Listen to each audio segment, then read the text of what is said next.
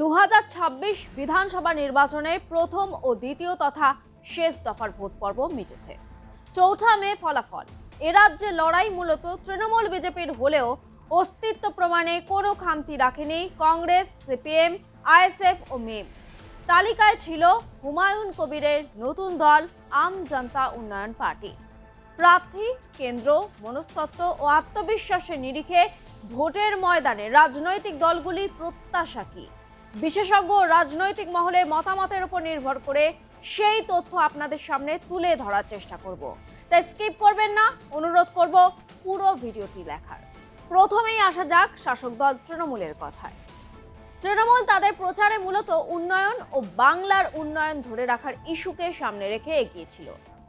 2026 সালে বিধানসভা নির্বাচন নিয়ে তৃণমূল কংগ্রেসের অত্যন্ত আত্মবিশ্বাসী দেখা গিয়েছিল। দলের শীর্ষ নেতৃত্ব, বিশেষ করে অভিষেক বন্দ্যোপাধ্যায়, দাবি করেছিলেন যে বিজেপি 50টি কম আসনে সীমাবদ্ধ থাকবে এবং তৃণমূল 230 থেকে 250টিরও বেশি আসন নিয়ে সরকার গঠন করবে। বিধানসভা নির্বাচনে নিজের মসনদ ধরে রাখাই প্রধান চ্যালেঞ্জ তৃণমূল কংগ্রেসের। এরপরই শাসক দলের টার্গেট বিজেপির শক্ত ঘাঁটি ভাঙা, মতুয়া ভোট ব্যাংক পুনরুদ্ধার এবং সাংগঠনিকভাবে দুর্বল কেন্দ্রগুলোতে ঘুরে দাঁড়ানো। এবার আসা যাক মুখ্যমন্ত্রীর গড় ভবানীপুর কেন্দ্রের কথায়। সেখানে প্রার্থী মমতা নিজেই ছিলেন। এখানে তার বিপরীতে লড়াইয়ে নেমেছিলেন বিজেপি প্রার্থী শুভেন্দু অধিকারী। এখানে সংখ্যালঘু ভোটারদের সাথে নিয়ে অবাঙালি ভোটারদের একাংশকে উন্নয়নমূলক কাজের মাধ্যমে নিজেদের দিকে রাখার চেষ্টা চালিয়ে গিয়েছিল তৃণমূল। সেই সঙ্গে শুভেন্দু অধিকারীর ঘন ঘন প্রচার এবং বিজেপির শক্তি বৃদ্ধির মোকাবিলায় তৃণমূল স্থানীয় ছোট ছোট সভা এবং বাড়ি বাড়ি প্রচারে জোর দিয়েছিল। 2024 সালে লোকসভা ভোটে এই কেন্দ্রে ব্যবধান কমে যাওয়ায় তৃণমূল ভবানীপুরে কোনো ঝুঁকি না নিয়ে প্রতিটি ভোট নিশ্চিত করার পথে হেঁটেছে। প্রার্থীদের প্রসঙ্গে বলতে গেলে তৃণমূল কংগ্রেস মূলত মমতা বন্দ্যোপাধ্যায় এবং অভিষেক বন্দ্যোপাধ্যায়ের নেতৃত্বে তাদের পুরনো ও পরীক্ষিত সৈনিক যেমন ফিরহাদ হাকিম, মহুয়া মৈত্র, শত্রুঘ্ন সিনহা, ইউসুফ পাঠান, জুন মালিয়া, জগদীশ চন্দ্র বাসুনিয়া, রুকবানু রহমান, শুভঙ্কর সিংয়ের ওপরই বেশি ভরসা রেখেছিল। পাশাপাশি তরুণ ও তারকা মুখ যেমন কোয়েল মল্লিক, রাজীব কুমার, শ্রেয়া পাণ্ডে, বাবর আলী ও অভিনব ভট্টাচার্যের গুরুত্ব দিয়েছিল। এছাড়াও কুণাল ঘোষ ও অরূপ বিশ্বাসের মতো সাংগঠনিক নেতাদের বিভিন্ন দায়িত্ব ও মুখপাত্র হিসাবে সামনে আনা হয়েছিল। এবার আসা যাক বিজেপি প্রত্যাশার কথা।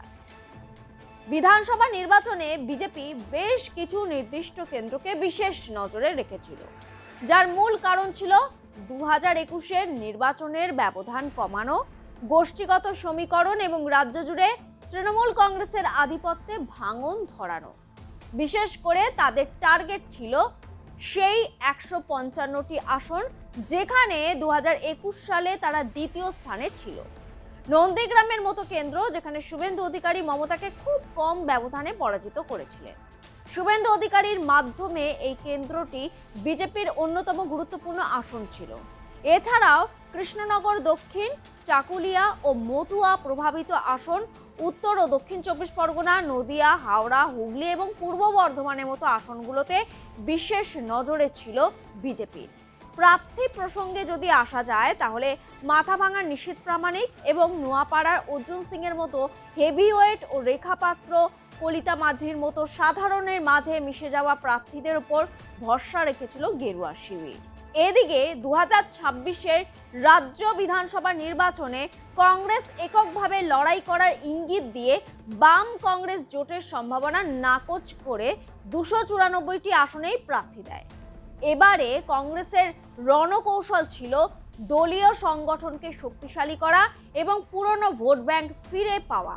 অধীর চৌধুরীর মতো নেতার উপস্থিতিতে দলীয় কর্মীদের মনোবল বৃদ্ধি ও রাজ্যের প্রধান বিরোধী হিসেবে বিজেপি ও বামেদের টপকে নিজেদের অবস্থান মজবুত করা। এবারে ভোটে প্রায় 3 দশক পর অধীর রঞ্জন চৌধুরী বিধানসভা নির্বাচনে প্রতিদ্বন্দ্বিতা করায় কংগ্রেসের জন্য এই কেন্দ্রগুলো অত্যন্ত চ্যালেঞ্জিং ছিল। মুর্শিদাবাদ কংগ্রেসের যে শক্ত ঘাঁটি ছিল তা পুনরুদ্ধারের চেষ্টা চালায় তারা। উত্তর দিনাজপুরের চাকুলিয়া এবং কোচবিহারের সিতাইয়ের মতো কেন্দ্রগুলো কংগ্রেসের নজরে ছিল। সিতাইয়ে সম্প্রতি উপনির্বাচনে কংগ্রেসের ভোট বৃদ্ধি পাওয়ায় তারা সেখানে বাড়তি আশাবাদী ছিলেন। নদিয়া জেলার কৃষ্ণনগর দক্ষিণ এবং উত্তর চব্বিশ পরগনার কিছু কেন্দ্র যেখানে মতুয়া ভোটাররা নির্ণায়ক ভূমিকা পালন করে, সেখানে কংগ্রেস ভালো ফলে প্রত্যাশা করেছিল। কংগ্রেস রাজ্যে বামেদের সাথে সরাসরি জোট না করলেও কিছু কেন্দ্রে নীরব বোঝাপড়ার মাধ্যমে তৃণমূল ও বিজেপিকে টেক্কা দেওয়ার পরিকল্পনা করেছিল। নির্বাচনী লড়াইয়ে কংগ্রেস অধীর রঞ্জন চৌধুরী, মৌসম বেনজির নূর, রোহন মিত্র, দলের রাজ্য সভাপতি শুভঙ্কর সরকার, প্রদীপ প্রসাদের মতো অভিজ্ঞ প্রার্থীদের ওপর ভরসা রেখেছিল। এছাড়াও উত্তরপাড়া, ডোমজু, চাপদানি ও সিঙ্গুরের মতো আসনে প্রীতম ঘোষ, বরুণ কুমার মালিকদের মতো প্রার্থীদের মনোনয়ন দিয়েছিল দল। এদিকে বামেরা রাজ্যের শ্রমজীবী মানুষ, ছাত্র ও যুবকদের ওপর ভরসা করে নিজেদের রাজনৈতিক প্রাসঙ্গিকতা ফেরাতে চেয়েছিল।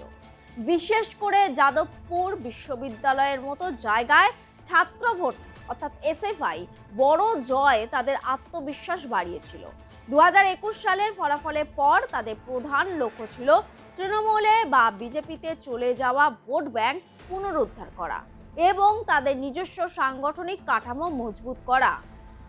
বামেরা এবার কংগ্রেসের সাথে জোটে না গিয়ে নিজস্ব শক্তিশালী সংগঠনের উপর ভর করে এবং ছাত্র, যুবক ও শ্রমজীবী ইস্যু নিয়ে লড়াই করার নীতি গ্রহণ করেছিল।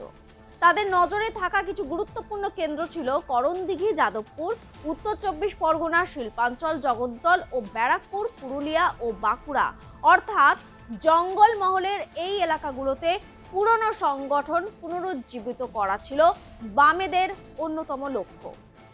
বাম নেতৃত্ব পুরনো ভোট ব্যাংক ফেরাতে তরুণ নেতাকর্মী, মতুয়া প্রতিনিধি এবং শিক্ষিত যুবকদের সামনে রেখে নির্বাচনী লড়াইয়ে নেমেছিল। তাদের ভরসার প্রথম সারিতে ছিল দীপশিতা ধর, মীনাক্ষী মুখোপাধ্যায় ও কলতান দাশগুপ্তরা। এছাড়াও ছিলেন গৌর বিশ্বাস, হেমন্ত দাস, পারভেজ আহমেদ খানের মতো প্রার্থীরা। লড়াইতে ছিলেন নওশাদ সিদ্দিকী, আইএসএফের আসাদুদ্দিন ওয়াইসির মিম ও হুমায়ুন কবিরের নতুন দল আম জনতা উন্নয়ন পার্টির মতো এই সমস্ত দলগুলি। সবাইকেই রাজ্যে নিজের মাটি শক্ত করতে মরিয়া হতে দেখা যায়। তবে কাকে ঠিক কতটা জমি দেবে বা উৎখাত করবে রাজ্যের মানুষ তা বন্দি এখন ব্যালট বক্সে। 4 মে রাজ্যের জনগণের সিদ্ধান্তেই নির্ধারিত হবে রাজনৈতিক দলগুলির ভবিষ্যৎ। তবে এবারে রাজ্যে একটাই প্রশ্ন ঘুরছে, পরিবর্তন নাকি প্রত্যাবর্তন।